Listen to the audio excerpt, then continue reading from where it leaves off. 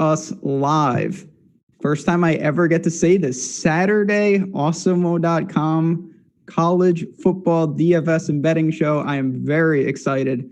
Waiting a while to do this. I am joined by Matt Gajewski, our CFB expert. Matt, first show together. I couldn't be more excited to talk some CFB with you. Ben, what's going on? It's a long time in the making. I am super excited too. We're finally getting some real teams. You know, Clemson's playing today, Notre Dame's playing today, my Fighting Irish. So it's not just the Eastern Kentuckys of the world, but I'm pumped. It's going to be, listen, I want a Chuba Hubbard on the slate. We don't get everything that we want, but we do have 7 games to get into for this. I guess I'll call it the main slate. We're going to talk a little strategy too. I know this show is new and we're going to have some casual people that may be looking to get into the DFS side. We've got some lines out on these games as well. But right off the top, I know, you've focused a lot on college football and specifically, how to play this, because this is not like NFL. You have the opportunity to play 2 quarterbacks with a super flex. So let's just jump right into that. Is that a strategy that you look to employ each and every week? Yeah, 100%. And, if you're running out stacks of 150, 150 lineups, I think you want to do this in each and every one of your lineups. I did a study a year back on just how often the field was doing this and then how often these lineups where you have 2 QBs are in the top lineup, or the top 1%, I should say. And it's over 90% of the time. And the field, this was a couple of years ago at this point, was doing it around 50% of the time. So that right there is just an absolutely massive edge. I'm sure over the last couple of years, as we've adjusted to college football DFS being back in the market, it's changed a little bit, but there's still an edge to be had just by playing QB in your Superflex. Yeah. And the other thing, just to add to that, and this is something that I think people are starting to get, but maybe not, in college football, when you get sacked, you lose those rushing yards. And that is something we don't see in the NFL. Like if Tom Brady takes 10 sacks tomorrow, he doesn't start with -10 if he loses 100 yards rushing. In college football, you certainly do. So I assume, if possible, you're looking for mobile quarterbacks. Trying to the best you can, especially in cash games. I think this is really important. For GPPs, you can make a case you're just looking for games with high totals and QBs that are throwing the ball a lot, so you can potentially rack up that 1 percentile score. But in cash games in particular, like you mentioned, if your QB is getting sacked, if he gets sacked 2 or 3 times, you could automatically be starting with -5, -7 points, and then even a 300-yard bonus day. It's really going to negatively affect your lineups. No doubt. I mean, it's something, especially unlike the NFL, we have spreads and we're going to get into them. There's a lot of spreads that are 3, 4, 5 touchdowns today. Those teams, their implied totals are minimal. They're probably going to be taking some sacks. So even if their guy throws a couple of touchdowns, he might just be getting back his rushing yards that he lost. Let's get into it, though, because we got some games to get into. The first game is just god-awful. It shouldn't be on the slate. I already complained about this. Eastern Kentucky, the old Colonels, fighting West Virginia. It is 44.5 on my screen right now. We've seen this team against Marshall. They scored a whopping 0 points, lost 59-0. I'll pass it right to you. What do you do with a game that is almost assuredly going to be a blowout? So you can basically ignore Eastern Kentucky. They're a team that played 2 QBs. If you want to look at, just a random guy that's going to see targets, Kean Dixon is 4K flat on DraftKings. He was their leading receiver last year. He had 6 targets last week, and he's played 87% of the snaps, but he still is just a dart throw. And with West Virginia, it's even hard to get to some of these guys. We saw this with Marshall last week. Brendan Knox was extremely owned, and he started essentially leaving the game in the second quarter. I think if you play a guy like Letty Brown or even some of the receivers today, you just have to cross your fingers and hope they score 2 to 3 touchdowns before they're inevitably out of the game around halftime. So there's a lot of game theory that goes into even this West Virginia side. They're not lock and load plays either. I'm ashamed to say that I tried to play Letty Brown last year at a couple points, and it didn't work. He's supposed to be in line for a bigger workload, but like you're saying, I mean, you're paying almost on DraftKings, he's almost 8K, and it's all touchdown variants. If he misses those early opportunities, there's a very real chance he has no carries in the second half because this game could be out of hand early.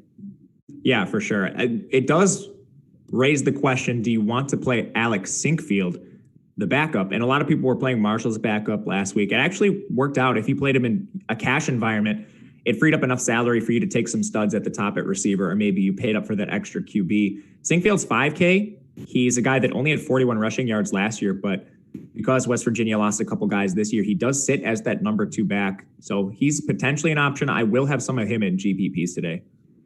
Anything else from that backfield? I mean, this is college football. There's a bunch of guys, particularly Tony Mathis is another name. Is that someone you would look to, or is it really sticking to either Brown in the early or maybe Sinkfield garbage time?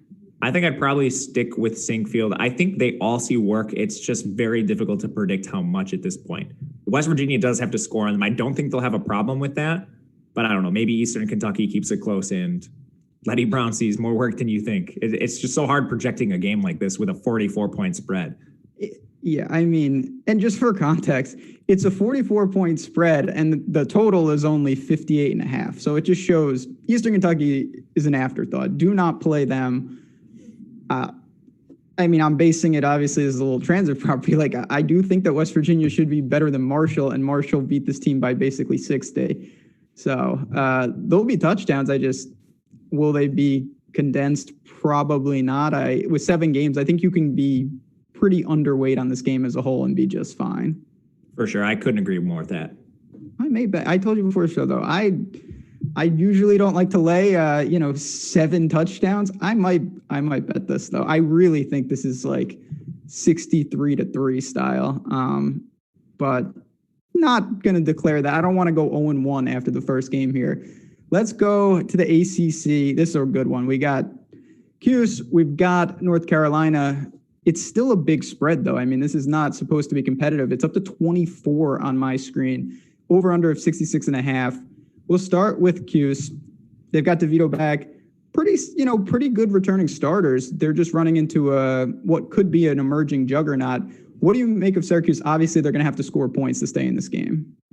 I think the biggest concern with Syracuse is still their offensive line. Now, they're returning 4 starters here, but they were one of the worst groups in all of college football last year. They allowed DeVito to get sacked 40 times. There's no wonder that guy was in and out of games as hurt as he was.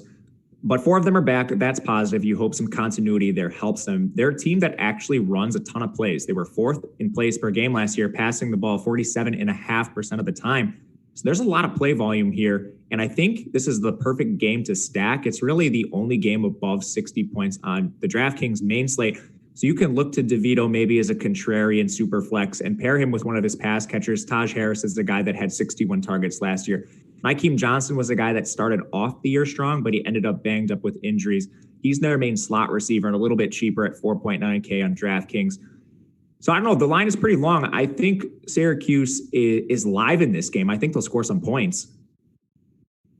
You think they can hang in terms of the number? Would you take those points if you had to make a play? I would not, but it doesn't have as much to do with Syracuse as it does North Carolina just returning an absolute juggernaut of a team. Yeah. Almost everybody on that team is back. Yeah. Before we move to the Tar Heels side, anything in that backfield? I know Syracuse has a couple of running backs that are out. I don't think they were key pieces anyway. It looks like Jawhar Jordan gets the first crack at it. Would you go there, or are you really sticking to more of the passing attack? I think I'm sticking to the passing attack. Syracuse backfield is a mess. Mo Neal is gone.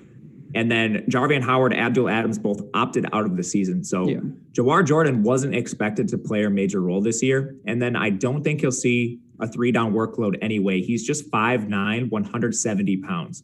So as a running back, he doesn't really project as a between the tackles runner. I think it's going to be a time split between Jordan and Markenzie Pierre, who is the bigger back in this backfield. He's 5'11", 216 pounds. So you have a little bit of a dichotomy in size. I think it's going to be a timeshare. Yeah, I would stay away there. First of all, Syracuse should be playing catch up. I think that's pretty obvious. They're going to attack through the air. And I will say, as we transition to North Carolina, if there is one spot that I'm interested to see, it's their secondary. They have 3 guys, DJ Ford, Javon Terry, and Bryce Watts, who's a transfer, all not playing out for the year in that secondary. They return 10 starters on offense, and their defense looks to be much improved as well. We could start, obviously, with the, I guess he's a Heisman contender in Sam Howell, top QB on the slate. Yes, no question. Yep. There's a couple of guys priced up in that range, but I think there's a clear difference between them and Howell. He was fantastic for his first year. 38 touchdowns, 7 picks, but they were overmatched in a lot of games, and he still was slinging it all over. He's got every weapon back that you could ask for. Looking at them, do you have a preference between like Newsome and Dynami Brown? Do you want to take the savings? Do you think you can use both of them and really load up and hope they hang like 50, 60 points on Cuse? How do you go about attacking a really popular offense today? I think you can use them both, probably more in a GPP setting. Syracuse is changing defensive schemes. They have a new defensive coordinator, and they're returning 2 of their corners, 1 safety, and just 1 defensive lineman. So I'm actually pretty interested in their run game. But as far as Dynami Brown and Daz Newsome go, I'm probably just going to take the savings. Dynami Brown is more of your big play receiver. He only had 83 targets, 51 catches, and compared to Newsome, he had 99 targets, 72 catches. But Brown actually had more yards. He's a guy that averaged 20.3 yards per reception, huge big play threat. Daz Newsome's going to be more of your slot receiver, kind of take the yards and run type guy. So I would prefer Brown, but they're both still extremely strong plays on the slate. Anything from the backfield? I mean, again, this is a broken record with North Carolina. They returned basically everyone. I think they lost Antonio Williams, who was a fringe piece. They've got Carter and the other Williams back. Timeshare once again, or do you think one of them is a bell cow? I think it's a 60-40 timeshare with Carter getting the edge here. He's the guy that had 177 carries last year. And Javonte Williams, he came in at 166. So it was a really close split. But North Carolina's returning 4 starters on the offensive line as well. I think they're just going to roll a Syracuse defensive front that only has 1 returning defensive lineman. And the game script projects to be in their favor too. Both of these guys should see a large workload as far as I can gather. Mm-hmm. In terms of the betting side of this game, for me, it kind of feels like a sucker play. I do lean to the over, though. Like, it's sitting at 66. I really think that UNC is live to put up close to 50 themselves. And if, like I said, if there is a weakness to the Tar Heels, I think it is in the secondary. DeVito with those receivers, I'm not saying they're in the game, but I wouldn't be stunned to see them score, middling 20s type point total. I agree. North Carolina's secondary is a really interesting one to watch. They had a couple defensive backs opted out, like you mentioned, but they also had basically their entire defensive backfield was hurt last year. Between 6 defensive backs, they started games. They had 50 missed games between them. So to kind of say that in a little bit more clear of a way, 6 defensive backs were starting games, and they totaled 50 missed games due to injury. So when you say like they don't have starters back, they do have guys back that were supposed to start games that are talented players. We just haven't gotten a chance to see them. Interesting. Yeah. Listen, this is a team that I'm not a Mac Brown guy, but I got to give him credit. He's recruiting. He brought in Grimes is another corner that they're signing kids. I really have to be impressed with what he's done there. Yeah. I love Phil Longo. Give me all the air raid all day with him. Fair enough. All right. 2 down. We got 5 to go. I will say I'm very excited. We got people in here. It's good to see everyone listen. This is the first of many shows. I know, chat, I'm just as excited as you that we've got Matt here to break this down. We're going to ask for some likes, though, or he's going to leave. He doesn't do shows without likes. That's how he rolls. So hit that like button. Come support us. We're really excited to do this. And listen, we say this every time. Your feedback's appreciated. If there's something, because there's not a lot of information out there that you're missing that you want to see on the show, let us know. You've got our Twitter handles there. Follow us and give us some feedback. But let's keep it going. God, this is as random as it gets. We got Arkansas State against Kansas State. We saw this team. I watched that full game against Memphis. It was all right against the Fighting Bill Snyders, even though he is not the coach anymore. What do you make of this game? We've got them at what? I think it's like 2 touchdowns. Yeah, well, maybe it dropped. 13-point underdog for Arkansas State going into Manhattan. This is a tough game to evaluate. Kansas State is replacing so much on their team. They're already a team that was dealing with some COVID issues. They're replacing every single one of their offensive line starters. They're replacing both of their main running backs. And we know this is a team that is just absolutely keen on pounding the ball. Last year, they only passed 39% of the time. That was 114th in the country. And then they ran 65 plays per game. That was 124th. So just looking at this game, my first instinct is like, okay, who's going to get the touches? Because we know they're going to run the ball. But at the same time, losing so much, it makes you wonder, is Arkansas State live in this game? So this is a spread that, if you're shopping around, if you can find this north of 14, I think you should play it. I think this could be a competitive, ugly game. I thought they actually looked pretty, not impressive against Memphis, but they held their own. And I'm not sure. You mentioned only 3 returning starters for Kansas State on offense. Yeah, they've got Skylar Thompson back, but I don't know. I'm not the biggest fan of how they run that offense in general. So talk to me a little more about these Wildcats. I don't even know, where do you think they manufacture? Is it on the outside with Knowles and Gill, or are their new running backs ready to kind of handle the workload? I think just with a shortened offseason and already dealing with COVID issues, they're probably just going to keep their bread and butter and run the ball. I think Harry Trotter is going to be the first man up in this backfield. James Gilbert's gone. Jordan Brown is gone. Trotter only carried 66 times last year. He's 5'11", 202 pounds. But I do think Tyler Burns will mix in as well. He is what I perceive to be the backup at this point. He's 6 foot, 217 pounds. I think both will see a decent amount of work. As far as Knowles and, Joaquin Gill, they project for pretty decent target shares, but with the pace this team runs and their pass percentage, it still doesn't come in as someone worth playing at, in Knowles' case, 6.1K on the DraftKings main slate. He's not someone you're probably getting to very much with that poor pass rate. I look at Skylar Thompson and I'm just like, man, you could be live for 15 carries here. And I'm still not that interested. What do you think of him at 6,800, or is that just kind of an indifferent play to you? It's more of an opportunity cost thing to me. I think Thompson's fine. As we'll talk about a little bit, Arkansas State's defense is nothing to be scared of, but we just have cheaper plays on the slate, and getting to Thompson, a guy who was barely over 20 pass attempts a game. And, you call him a dual threat. He only had 405 rushing yards last year. It's not like this guy's a world beater at the QB position and running everywhere either. So he's off my board. Fair enough. So on the other side, I assume you checked out, I believe they're the Red Wolves, whatever they are, against Memphis. Yeah. They used 2 quarterbacks. Does that just cannibalize it right off the bat? It does. I wish we would just get Lane Hatcher as the starter. Yeah. Even in the limited time we saw, he was very, very good last year when Bonner got hurt. But now we have Bonner opening up as the starting QB. He played horrifically, completing 61% of his passes, 133 yards, 1 touchdown and 2 interceptions. They put in Lane Hatcher. He wasn't much better, but he still completed 65% of his passes, 166 yards, no turnovers. And he is a dual threat, which we like for DFS, of course. It's a really high-powered, explosive offense. You just wish one of these guys would be the locked-in starter. Oh, no doubt. It's so hard to, and we see this time and time again in college. We're going to be talking about it throughout the year. I wish some of these teams would just settle on a guy. And yes, obviously, as Chad is saying, keep an eye out for these late-breaking COVID news. Apparently, Memphis quarantined a bunch of guys. It's going to be a theme all year, I'm sure.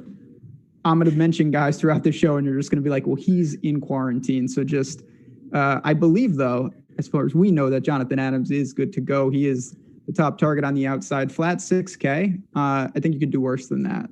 For sure. I think the Arkansas State guys are going to be fine. From what I understand, that Memphis COVID outbreak was the result of some players going onto a party bus. That's what the story said. So I'm not sure if the contact tracing would get back to Arkansas State, but keep your finger on the pulse there. Jonathan Adams, him and Dahu Green, their prices converged a little bit. They played basically the same amount of snaps. Dahu Green had 1 more. But Adams still had 1 more target than him. If we go back to 2019, Jonathan Adams was the 3rd leading receiver on that team behind Kirk Merritt and Omar Bayless. At 6K, I'm still anticipating he is the number 1 receiver in this offense. So definitely interested at 6K, a guy that should see heavy target volume. Arkansas State just passes so much. Yeah, they do. And even though, like I said, I do think they can keep this close, it's very conceivable that they're trailing and they are trying to play catch up. But on a slate where, listen, there's not a lot of spots to call for live dogs, I wouldn't be stunned if Arkansas State gave them trouble. And I do think playing helps. Being 0-1 here is definitely a benefit rather than not playing at all. So anything else? I mean, Murray's a little banged up in the backfield. I wasn't really drawn to him to begin with, though.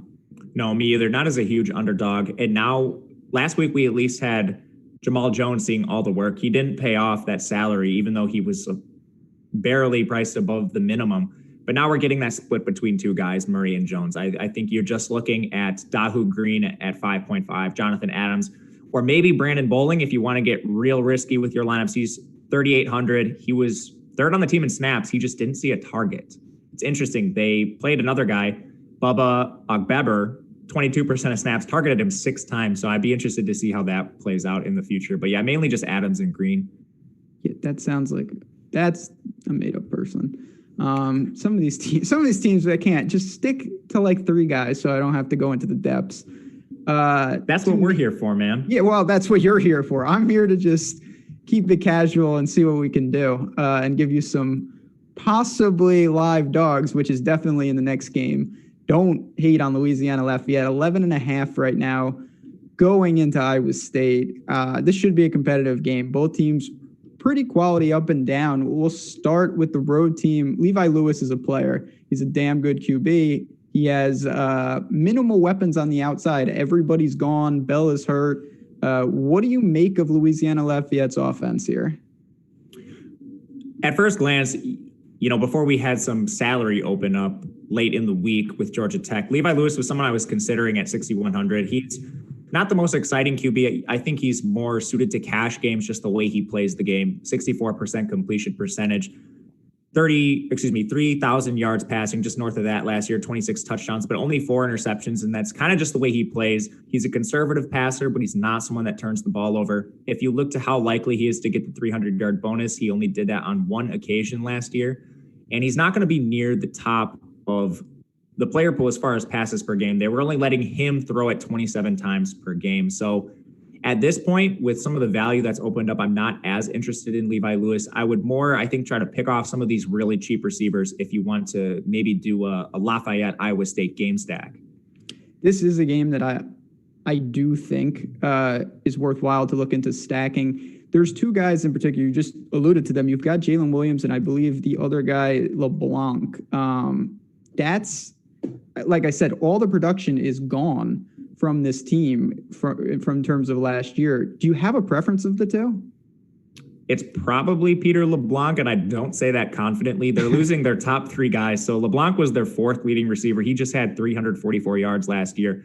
He's not an explosive player. He actually recorded 1/3 of that yardage in 1 game against Appalachian State. He went for 118 yards, and then he only eclipsed 33 total yards in a game 1 other time the whole season. So we're not exactly looking at the most explosive athlete in the world in LeBlanc. You mentioned Williams. He's a guy I'm interested in on the outside. Or if you want to get really risky, they have an incoming freshman, Dante Fleming, who apparently has impressed. He's going to play the X. He was the number 229 receiver in the country, though, so I don't know. Depends how risky you're feeling with these Iowa State Lafayette game stacks. Oh, boy. I mean, listen, you got to do something different if you're trying to create leverage. And although they have a good running game, I'm not really drawn to Mitchell. He's basically, I think, a lock to give you 0 in the passing game. They would have to control the tempo. Anything in the Raging Cajun backfield here that interests you?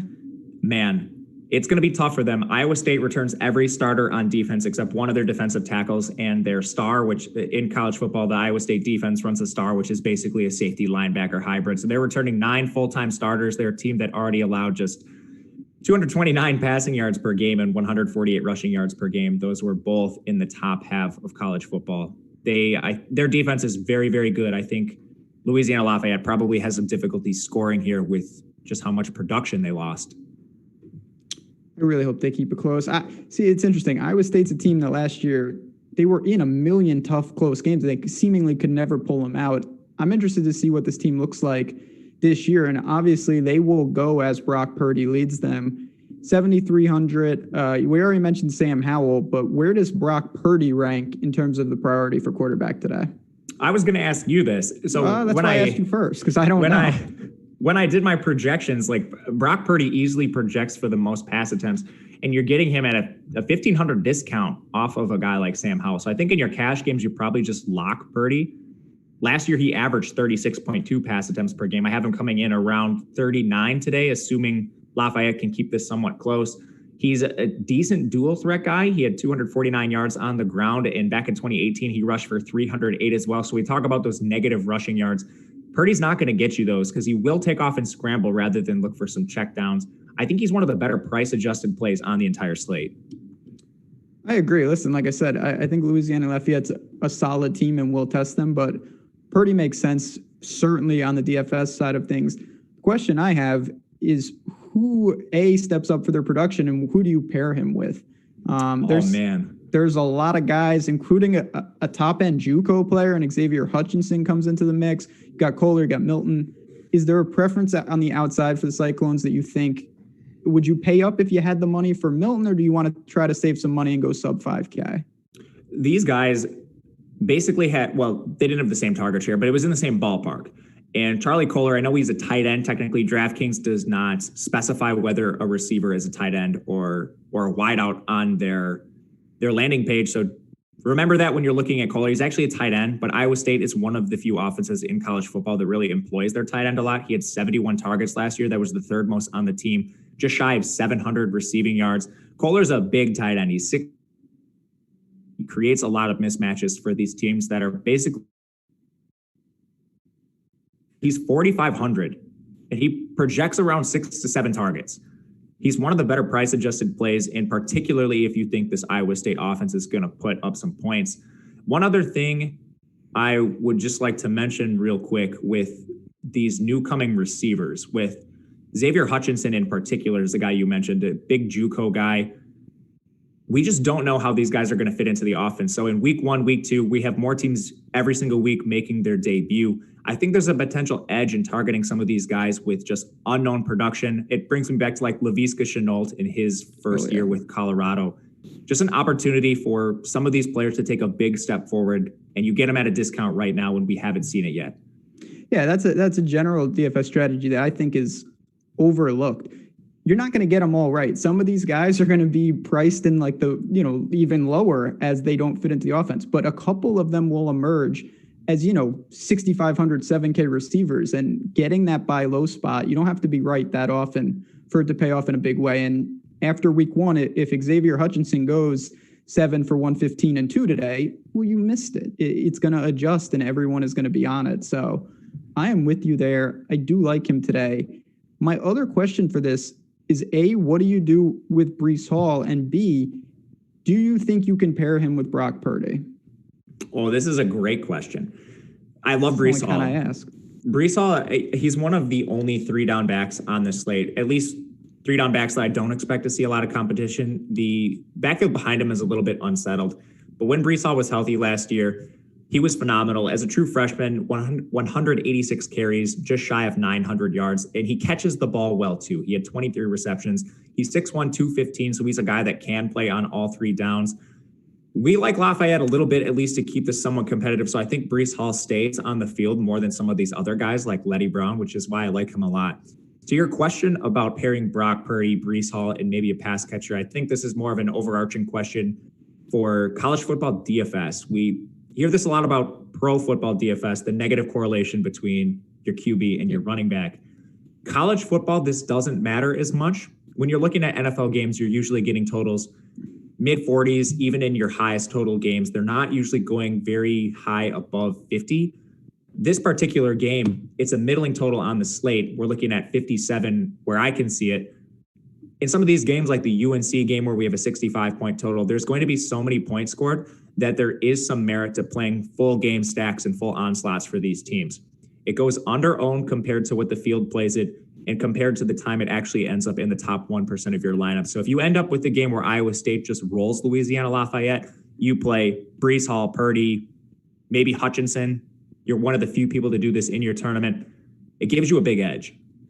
And it's weird. It's counterintuitive in the sense that there are minimal, we're not talking about Washington State. Like, there are not a lot of teams that utilize pass catching running backs. But what you're saying is that's okay. You don't need the correlation, because when you're putting up 60 points in a game, your running back can go for 3 or 4 touchdowns. And that doesn't mean that your quarterback is just useless, because in the NFL, you know that if a guy scores 3 touchdowns on the ground, it's almost impossible for your quarterback to have a 300-yard bonus and 3 more through the air.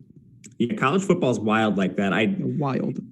There's a lot of times you're going to lose with that strategy, but just because of the edge you're creating when it happens, the off chance that it does, you being maybe the only person that has it in your tournament, it's just such an edge there in the chance that you do win. Big payoff. Yeah, just, the last thing I'll say to that is a lot of people, and listen, we at Awesemo, it's super important ownership projections, and it's something you need to focus on. But I think a lot of people over-focus on individual ownership. Like what you're talking about is the percentage of teams that will own Purdy and Hall together. It might be sub 5%, even if they're both popular plays. So if you get them together, you're actually creating leverage, even though those guys on their own are actually popular. Right. And we're using Iowa State as an example here. This could pertain to a number of teams in a spot like this. The North Carolina-Syracuse game stands out as the one with the highest total. So if you maybe want to eat some high ownership on a guy like Diami Brown or Sam Howell, they're on one of those running backs that's a timeshare situation. So it might even go a little lower owned than a stack with, a Breece Hall, who is the bell cow. Not with Eastern Kentucky, though. Can confirm. Do not employ that strategy with a team that has the 10-point team total. Nope. That's an undiscovered strategy that has yet to been proven. All right. 4 down, 3 to go. We'll go to my neck of the woods. The Black Knights at home. They looked absolutely. Yeah, I wanted to ask you about your boy Asher from Middle Tennessee State. Not great. They looked great last week. They ran it down Middle Tennessee State's throat. They get, I think, an even better matchup here against Louisiana Monroe. What do you do with a team like this? They chew so much clock, and as we all know, that Army doesn't throw the ball. With Army, last week, they were up by so many points that they were getting third and fourth string. Guys that weren't even listed on their depth chart were playing and seeing significant work. Like random cadets. It actually kind of worked in Tyrell Robinson's favor. He had such a good game that he worked his way onto the 2 deep, and it looks like he's going to push Artis Hobbs for some snaps. But we saw their fourth string fullback come into the game, and he had something like 5 carries. Like what? Yeah, so with Army, you hope that the game stays relatively close because you're not going to get a ton of play volume. Luckily, it's all concentrated in the run game. So there are a few plays you can pick off, assuming the game is close and they're not on their 4th string depth chart. So Sandon McCoy, their fullback, they love to use the fullback. It's not a dynamic position, but as we saw last week, that's really their touchdown score. Sandon McCoy had 3 himself, only carrying 15 times for 50 yards. But my goodness, the touchdown upside is certainly there for that guy. He's a big 230-pound fullback. It's such a weird, again, I want to keep saying it feels counterintuitive. Like you're talking about a guy, he's going to get 0 receptions. He's probably not going to get the 100-yard bonus, but he is probably the number 1 guy maybe on the slate to have multiple TDs. Like they are going to run it down this team's throat. He should have opportunities all up and down the red zone. So I don't mind it. It's just so hard to target a team like this. And then, you look at their QBs, of course, they're going to rack up rushing yards, but is there even enough upside to consider? Probably not with Christian Anderson. We see him priced up this week too. He was a little bit cheaper last week. He's 8,100. You're paying almost 1,000 more for him over a guy like Brock Purdy. And you mentioned it. There's just not a ton of upside. He's not the same player as Kelvin Hopkins. A lot of people want to target these military academy QBs with extreme rushing upside. Christian Anderson's a little bit different. Yeah, in this game, it's a 22-point spread over under a 53.5. I'm not betting this game. I think the value probably was maybe Army less than 3 touchdowns. That is gone. And I'm certainly not touching the other side of this. Caleb Evans is a guy, not that many people know who he is, but it feels like he was there for 10 years. And now he's gone. I believe they turned to a JUCO. But what is the status of Louisiana Monroe today? Last I heard, they're running QB by platoon, so similar to Arkansas State. We have Colby Sweets and Josh Johnson. Josh Johnson's their running back. Colby Sweets and Jeremy Hunt. Yeah, Jeremy Hunt. They're expected. Sorry, the name escaped me for a second. They're expected to both play today. At what capacity? I am not sure. So it's going to be tough to play either QB. You could potentially look at one of the pass catchers, I think. Army's defense, I thought they were going to be a little bit worse. Maybe this speaks more to Middle Tennessee State, but, this Army defense only had 4 returning starters, and then they only allowed 109 passing yards and 75 rushing yards against Asher O'Hara, who's widely considered one of the better G5 quarterbacks. Yeah, I thought so too. I don't know what the hell happened, but listen, it was one game. I don't want to overreact to it, but at the same time, when you're getting Army's going to have 6, 7, 8 minute possessions, I don't love the idea of targeting Louisiana Monroe. Maybe just one skill set position. Even that, though, I'm pretty skeptical. Yeah, luckily, if you do want to take a stab here, they're replacing a lot of receivers, and DraftKings did a very, very bad job pricing this depth chart. Jaquan Bloomfield, he's listed as a starter on this depth chart. He only had 4 targets last year, but he's priced at the minimum. He plays that W position for Louisiana Monroe, which is kind of a do-it-all receiver. They move around, kind of plays sort of like an H-back on occasion. You also have Malik Jackson listed as a starter. He's 3,200. Perry Carter listed as a starter, 3,500. So if you want to take a stab, you're not spending anything, and it really allows you to jam in some studs. That's good. Yeah, see, there you go. That's a guy that you use, and it's not just for him. It's that, we'll go back to UNC. Say you want to full stack that game. Having a 3K receiver built around it can unlock the salary that you need to do that, and maybe he does get some run here. Anything else you want to move on to your boys here? All right, let's move on. The one thing I'll say about like Bloomfield, his target projection is probably like 3. So you're hoping he gets like a long touchdown or something. He's not a safe play whatsoever. I just wanted to point out there's a starter that's 3K. No, listen, there's a lot of that on these slates, and he's I get questions all the time in our premium Slack. Is there a minimum? Can I play someone for the min? Because I really want to spend out. Well, opportunity is the first thing you have to look at. This guy may have 3 or 4 targets and a chance, and that's all you can ask for when you're rolling the dice. At least he'll be on the field. All right, another game, 3 touchdowns. Notre Dame, 3 touchdown favored against Duke. We'll start with Duke. This is a team that, I don't know, I don't really have much to say. They're kind of blah. They lose their quarterback. They take the transfer from Clemson. I think they'll be an okay team, but they have minimal chance here. What do you make of them? Does anything really stand out? It's a team going through some changes, not just their QB. David Cutcliffe is going to call plays for the first time since 2007 when he was at Tennessee. Don't know how that's going to fare, but he's widely regarded as a QB whisperer. But anyway, I am somewhat interested in targeting this game, and it's mainly because of the uncertainty we talked about earlier. Chase Bryce is coming over from Clemson. He's priced at 5.3K, so he's one of these value guys that, it's probably why you're not playing Levi Lewis. You could get some potential upside here, but we just don't know what this guy looks like. If he actually ends up being a competent quarterback and you're getting him at 5.3K and you can run some really cheap stacks, Duke's receivers are incredibly cheap today. It's just a potential avenue to exploit the slate where there won't be ownership. Not saying it's going to happen for sure, but that's why I'm at least interested. As far as Bryce goes, he's a big QB, 6'2", 235, but he has a little bit of rushing chops. He's not, anything like, trying to compare it to like Kyler Murray. Remember when he was in college football? He's not going to break the slate, but he's not going to get you a 0. In his 2 years at Clemson, he had 93 and 94 rushing yards respectively on just 16 and 14 carries. So he's a guy that's not afraid to take off and run. I'd compare him to a guy like Brock Purdy, like, that kind of rushing upside where he's just a non-zero there. Mm-hmm. No, and that it adds up quicker than you think. Like even, 25 yards, like that's a half a touchdown. It's not the worst. So there's something about this Duke game. It's not just like they've lost their center. They lost a couple backs. I don't think that means much. There's a lot of unknown. And you're right. Listen, unknowns in week 1, that could be a situation to exploit. But man, I have a hard time prioritizing where I'd want to go. I have minimal interest in the backfield, even a guy like Deion Jackson. I just don't think they're going to have much success against Notre Dame today. Yeah, and I do agree with you. Listen, the uncertainty could roll the other way. Of course. They could be so bad that Duke just absolutely gets rolled by Notre Dame. That's definitely in the realm of possibility. If we just look at Duke's defense, they're replacing every single starter on their defensive line. And we look at Notre Dame, they have arguably the top offensive line in the entire country, returning every single starter, a group that has combined for 109 starts throughout their careers, a team that was already incredibly efficient running the ball and pass protecting last year. I don't know who's going to run for Notre Dame. They have 5 guys listed on their depth chart. It looks like it's going to be a massive timeshare, but that is a huge advantage if you think this game swings the other way in Notre Dame's favor. They're a team that already has a 37.5 implied team total, so that would indicate we want pieces.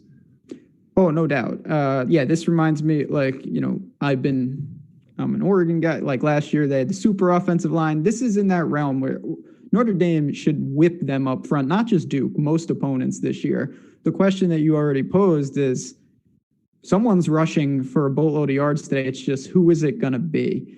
I anticipate we're going to see a lot of Obviously, Kyron Williams, I mean, Jafar Armstrong is a guy that I don't know how I end up with him in situations, but I do.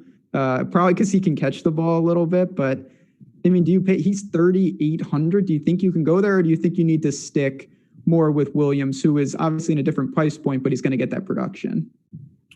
Williams would probably be the play. Maybe Chris Tyree, who is an incoming freshman, 4-star. He's just a highly touted recruit, but Notre Dame kind of showed their hand at the end of last year. And if you listen to Brian Kelly quotes, I'm a big Notre Dame guy, can't tell by my hat. So I listened to a lot of this smoke that he blows. But anyway, he had a quote that was talking about Kyron Williams. And he said, "We're not going to feature one back, but Kyron's done a great job." And then he subsequently listed Kyron as the starter, but went on to do the dreaded or situation with all 4 of the backups. So they're all or. And if you look at what they did last year, Tony Jones is gone. But aside from Tony Jones, Notre Dame didn't have a single running back above 48 carries, but they had 5 or 6 between 40 and 48 carries. So I really think that's just their game right now. They don't have that Dexter Williams type bell cow at this point. Maybe Kyron separates himself and he becomes that, but at this point, I don't think you can bank on it. Mm-hmm. And that's fair. Listen, it's hard. It doesn't mean just because, like we've been saying for the show, there's a lot of unknowns.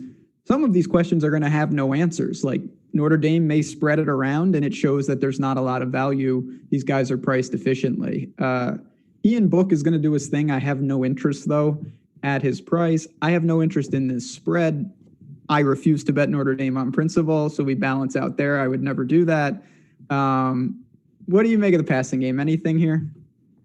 They're replacing their top 3 pass catchers from last year. But luckily, they get a transfer in Bennett Skowronek. He's a kid out of Northwestern, a super reliable receiver.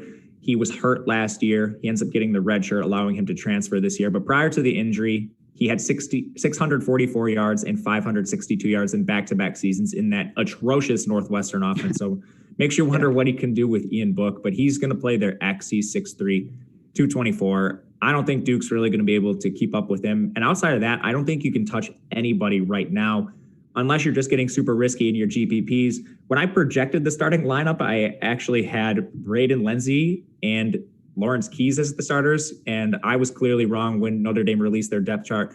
They put Avery Davis and Javon McKinley as the starters. I expect them all to rotate. Yeah, McKinley, when I literally the first thing I was looking through the salaries, and McKinley was 7,200, and I was just like, did I miss? Like, I know they're replacing a lot, but I didn't think it would be that staggered in terms of tiers like that. I would never go there. I would rather pay down and take a shot with some of these other guys. But for me, this is just a pretty blah game. I think it falls right in line with the total and the spread. Like it feels like a 38-17 type game. And Notre Dame is just in full control. But all right, we got 6 down, 1 left. Then we'll take just a couple questions. We'll bounce on out of here. I know you got a lot of things coming up, and we have right after the show, I do want to say real quick, we have the NFL DFS strategy show, the final look, coming up right at 11. Greg Ehrenberg and Jeff Ulrich, they will be answering your questions, getting you ready for tomorrow. And then we have just shows on shows on shows tomorrow for the NFL. But we've got Georgia Tech and Florida State to close out this slate. I believe it is 12.5 now, total of 51. Doesn't scream the best game for DFS purposes. It's a game with a lot of uncertainty. I've been pretty bullish on Georgia Tech through this offseason, but they actually run into a low. They're a team that's transitioning from the triple option. Like, props to Dave Pentanod, their OC. Like, imagine taking that job. You have a roster that's entirely built for the triple option, and you try to turn this into line. Yeah, and you try to turn this into a conventional offense in 1 year. It makes sense why they were so bad, but they actually have a really great QB recruit, and we'll get to this at length. Call him a rookie. The freshman, Jeff Sims, is going to start today. And I think just a second year in now, a more pro-style offense is going to benefit Georgia Tech. I think they're still being priced as if they're this team transitioning from the triple option. So if I had to lean one way, it would probably be the over, just in case they're able to put up some points. I fully expect Florida State to be able to put up some points today with the new coaching staff too. So from a betting perspective, that's my initial lean. Do you think you can go to Sims at 4,500? Yeah, I do. I think probably more in a cash setting. Yeah. I kind of question what his leash is going to be, but this is a 4-star prospect. He was the number 10 dual threat in this incoming 2020 class. So what we like immediately is he's going to run. Now, is he going to have a huge ceiling from a pass game perspective? I really, really question that, especially against the Florida State defense, which has a phenomenal pass rush. They have Marvin Wilson on their defensive line. He's going to be maybe a day 1 or day 2 draft pick. They have good corners. Asante Samuel's there. He's a lockdown guy. And Georgia Tech doesn't exactly have the best receivers, but I think Sims, just what he can do on the ground, is probably worth that price at $4,500. We're talking about the min for a quarterback now. So I would prefer him more in cash. I don't think the salaries in week 1 force you to go there. I've been building lineups all morning, and I can get like Purdy and Howell pretty easily with a lineup I feel good about. So I don't know. It's a situation where maybe you're just trying to jam in some studs. I still think I'm going elsewhere, but there's at least an argument to play Sims in cash, I think. No, I think that's fair. And yeah, the leash is always a little concerning, but honestly, that's kind of just upping your correlation. Like if he's terrible, you're probably going to lose anyway. So if he gets pulled, what's the difference? Right. And if he's good, they're not going to pull him. So he does also catch a minor break. Florida State's leading tackler, and they're probably their best corner. He is not playing. Hamza, whatever his last name is, long name, Nazarildin, I believe. He's real good too. He's really good, yeah. Certainly was an all-ACC player last year, but other than that, Florida State returns a boatload of guys on this defensive side. It could be tough. They're cheap, though. Like, you look at these receivers, and they probably are trailing. I don't mind it, but let's go to Florida State to wrap this up. Blackman, again, named the starter. I'm a Jordan Travis guy just because he's outrageous and he can do some crazy things on the ground. But it's Blackman once again, 6,500. Take it away with Florida State's offense. I think you want to target Jayshon Corbin, the transfer coming in. He's been a highly touted recruit throughout his career. The main problem with him has been injuries. I believe he's a Florida kid, so he's transferring closer to home here. We just need the health to cooperate with this guy. But we talked about Breece Hall. I think if you're just looking at pure bell cow runners, Corbin is the other guy you want to look at on this slate. Behind him, they really just have LaDamian Webb. He's a 5'8", 190-pound back. Corbin can catch the ball. I think he's probably the preferred play. This game still has a 12.5-point line last I looked, which is points to positive game script in Corbin's favor. He would be my favorite play here. Agree. Listen, this is a guy for Texas A&M who he was a player. He's from, I just looked this up, Rockledge, Florida. I don't know where that is, but he showed some promise. And the guy that I was super high on for Florida State got dismissed. I think his name was Laybourne? Yeah. What was his name? Yeah. So Callan. He's gone. It leaves a void. Obviously, Cam Akers isn't walking through that door. This is a good spot. I think people maybe are still, it's Georgia Tech, like they're going to slow the game. No, that's gone. That is all gone. This is now a conventional team. Florida State will have ample opportunities, and they do have a positive game script. Blackman has no excuse. He's got every weapon you could ask for on the outside. Obviously, Terry, big-time player. It's expensive, though. $7,800. Can you get there, or is just opportunity cost too big? I think you can get there. You have to play some guys like maybe you play Sinkfield from West Virginia, hoping they get a big. Maybe you play one of the Kansas State backs, hoping they just do what Kansas State always does and pounds the ball. Maybe you play Charlie Kohler from Iowa State, who might be their target leader at 4,500. So there are ways to get there. And Terry's a fantastic play. He's the alpha in this offense, had nearly 1,200 receiving yards last year. He's 6'4", 210, and he's just lightning fast. We'll get his 40 when he goes to the combine, but he was clocked at like 22 miles an hour with that tracking software they use, the mile per hour stuff. So he's a burner too. If you want to get weird, tell me if I'm crazy here now. Keyshawn Helton at 4,100. He only caught 17 balls last year, but I think that was because of his season-ending injury. I went and dug into his target counts. In his final 2 games before he got hurt, target counts of 6 and 9. He's 5'9", 171 and plays in the slot. So 4,100. I'm a little interested. Okay. Yeah, I mean, he started to emerge there. Obviously, when you're looking at the game log, particularly against Louisville, he was getting there. Obviously, he's not going to be priority-wise a top guy, but he should get some burn. And again, listen, it's a 7-game slate, and a couple of these games are pretty ugly. You're going to have to look to someone like that. It doesn't have to be Helton, but it could be, we talked about you talked about the min price guy for Louisiana Monroe. We talked about some of the backups for West Virginia. You have to save somewhere. And I do think you could do worse than that. I ultimately, though, I'll say this to wrap this game up. I think Florida State controls it with the defense and with the ground game. Corbin, very solid. And I think Blackman will be almost like Levi Lewis. I think his goal today is don't throw picks. Just be efficient. Don't screw the game up and just let the skill position players take over. Right. Don't lose your job to a Alex Hornibrook-esque type QB. Like even Travis is not that. I'll give you that credit, but man.